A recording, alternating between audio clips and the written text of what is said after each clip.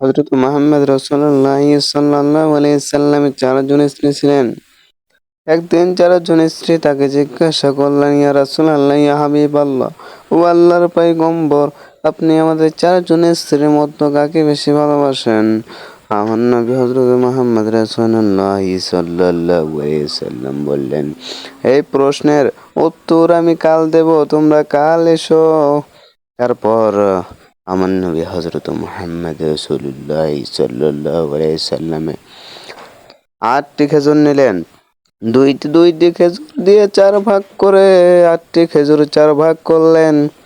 করার পর প্রথম স্ত্রীর ঘরে গেলেন, ২টি খেজুর দিলেন। দেওয়ার পর বললেন, আই লাভ ইউ বেবি, আমি তোমাকে বেশি ভালোবাসি। দ্বিতীয় স্ত্রী ঘরে গেলেন, ওই আই লাভ ইউ বিবি, ২টি খেজুর দিলেন। তৃতীয় স্ত্রীর ঘরে গেলেন, ওই একই কথা।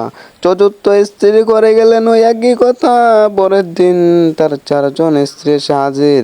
হুজুর, আপনি তো বলতে চাইছিলেন আপনি আমাদের ৪ জন স্ত্রীর মধ্যে কাকে বেশি ভালোবাসেন। আমি কাল রাতে যাকে লুকাইয়া লুকাইয়া ২টা খেজুর দিয়ে আসছি, আমি তাকেই বেশি ভালোবাসি।